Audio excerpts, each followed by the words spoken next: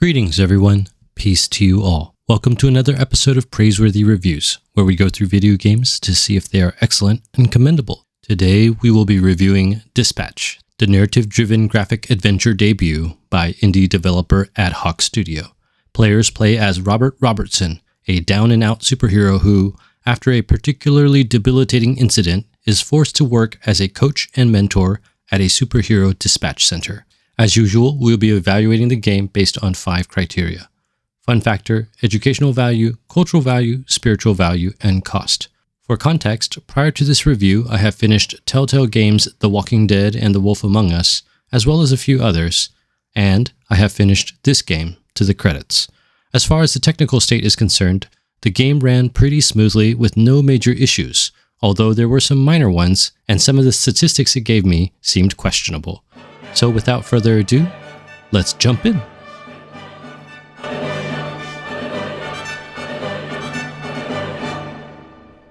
The core gameplay of Dispatch may be familiar to many of the fans of Telltale Games, especially since Adhoc Studio was started by 4 developers from Telltale.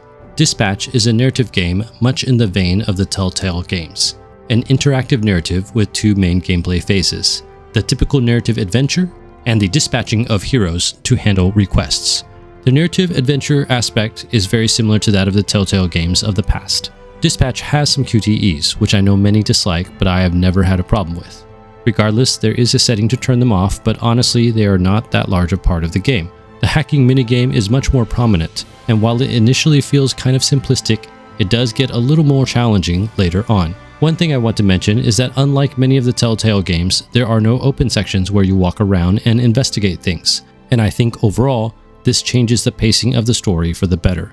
The most important part of narrative games is, of course, the development of the story, and this usually involves dialogue trees. In some cases, the dialogue choices are the typical paragon of moral virtue versus edgelord rudeness, which is not innovative but perhaps matters more in a game about heroism. In other cases, there are some genuinely difficult choices, particularly choices that have longer-lasting consequences. Even if some of the choices were not plot forks, I did appreciate that the choices were meaningful in terms of role-playing. The other main aspect of the gameplay is the dispatching of superheroes, the management sim aspect of the game. The gameplay loop consists of the dispatcher, Robert, attempting to deal with requests for superheroes, ranging from dealing with criminals to saving cats to speaking events. From the description of the event, the player must attempt to dispatch the most suitable heroes based on matching stats, current availability, rest time, and the potential need to deal with future issues. In some of the more important incidents, there is a perfect hero to deal with the issue. Managing the stat progression and passive abilities also becomes an important aspect of this part of the gameplay. The management sim gameplay does not feel particularly deep, but even so, it didn't feel unfun. If anything, it made me wish that the gameplay was even more fleshed out than it already was, with more RPG aspects and other factors besides stats to impact the events, like the powers, which does come up, but rarely. I originally thought that the gameplay was pretty superficial, but as the game progressed, I found myself enjoying the dispatching a little bit more. Overall, I'm going to give Dispatch 3 stars for fun factor. As far as the educational value is concerned, there is little here in the way of motor skill development. Yes, you need to react to the dialogue trees, QTEs, and the hacking game, but it's not difficult. The hacking game also requires you to memorize a few sequences and to move quickly, but again, nothing too tricky. There is a little bit of strategy to the management sim part of the game, but honestly the mechanics are not well explained, and it feels that there is a limit to how crunchy it can be due to a general vagueness in the way that the game has you engage with the management. There is some factual knowledge, such as the origin of phoenixes, but again, nothing weighty. Beyond that, I don't know that there is a lot of educational value, which feels like a missed opportunity. I wish I could have learned a little bit more about law enforcement dispatching or even a criminal parole system. So I'm going to give Dispatch 2 stars for educational value. As an interactive story, the cultural value should be where Dispatch shines, and in many ways, it does. The artistic style is reminiscent of comic books while feeling more cinematic and modern. I particularly like the use of lighting, when characters are in shadow or when certain elements in the scene are lit. The animation, particularly in combat scenes, feels smooth and dynamic, something that is critical for a game that is more focused on the visual and audio experience than on the interactive elements. The musical soundtrack by composer Andrew Arcadi doesn't particularly stand out. It feels mostly like generic superhero tracks combined with 90s electronica. The tracks I enjoyed the most were the ones used for montages or for dancing. I also liked the karaoke one, but I'm not going to spoil that here.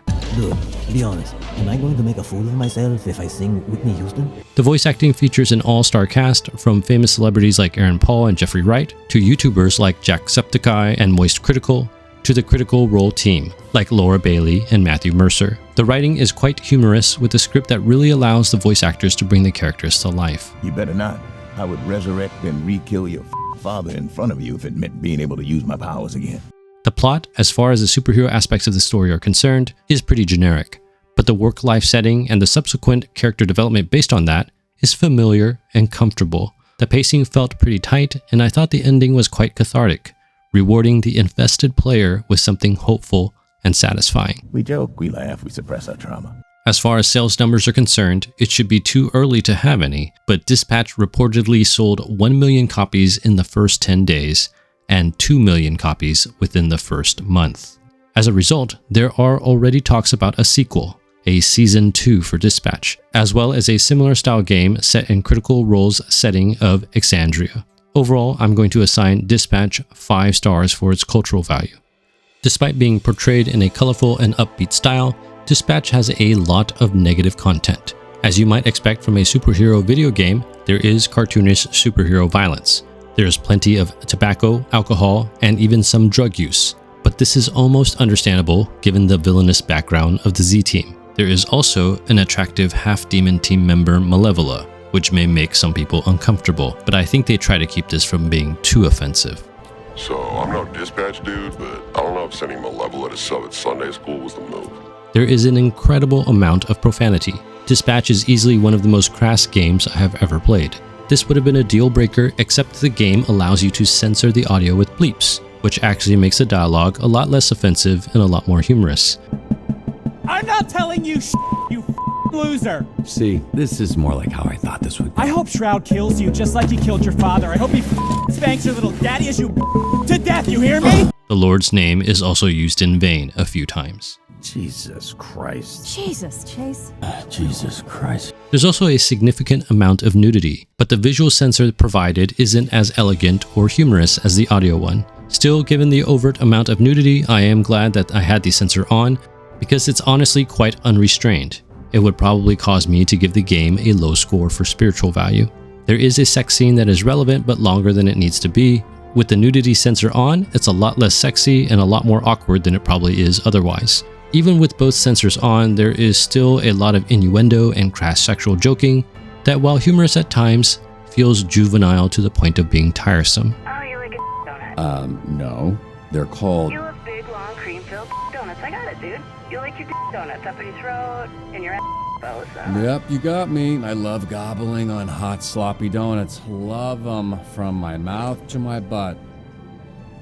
How's it going? First date. Thanks for asking me that, so you could get all your funny jokes out. As far as positive content is concerned, the protagonist is someone with a good moral compass and can be a very good role model, assuming you don't intentionally pick the more evil options. So that maybe, just maybe, by the end of all of this, helping people is what you do too. There is no ESRB rating for this game, but it's obviously very mature and deserves a mature rating. Without the censors, I think this game would be too vulgar for my taste, but with the censors on, I think the game is quite reasonable for adults if approached with caution. The other thing that carries this game besides the cultural value is the spiritual impact of the themes. The themes are very Christian and definitely appropriate to the superhero setting. There is no anti-hero or even reluctant hero kind of stuff here, just real questions and struggles with true heroism. For more analysis on the themes of the game, check out my biblical themes video for this game. Taking into account the vulgarity combined with the really moral themes, I'm going to give Dispatch 4 stars for spiritual value. For the time poor, Dispatch can be completed in about 8 to 9 hours. Plenty of time to learn how to dispatch and level up some of the heroes on our roster. Although it was short and sweet, I think it could have benefited from 2 more episodes for more character development. For the time rich, there is some replayability here, since some of the choices do have significant consequences and even affect the endings. But personally, I don't like going back to watch bad endings. Dispatch retails for $29.99 USD, which, while comparable to the prices of the Telltale games, I honestly find to be a little high for an 8-hour game. It's a big investment. Overall, based on the content value, narrative accessibility, and asking price, I'm going to give Dispatch 3 stars for cost. Dispatch is a heroic effort in bringing back the narrative-focused adventure games that Telltale was famous for. Look, Robert, you should be proud. Even though the game is a little too pricey for its runtime and a little too vulgar in its humor, it is nonetheless an exhilarating and edifying narrative that is sure to entertain. If you enjoyed any of the past Telltale games, Dispatch feels like the champion of such games, a modernized, spiritual successor that may rekindle interest in this style of gaming. A mecha man for the modern era. It certainly has made me take note. Based on the criteria discussed in the video, I subjectively assign Dispatch the rating of Genre Gem. Phenomenal. That's all I have for you in this video. Bless you guys. Thank you so much for watching. I really appreciate it. If this video blessed you in some way, please consider watching some of my other videos, subscribing, sharing the video with your friends, or sharing with me some of your thoughts in the comments below.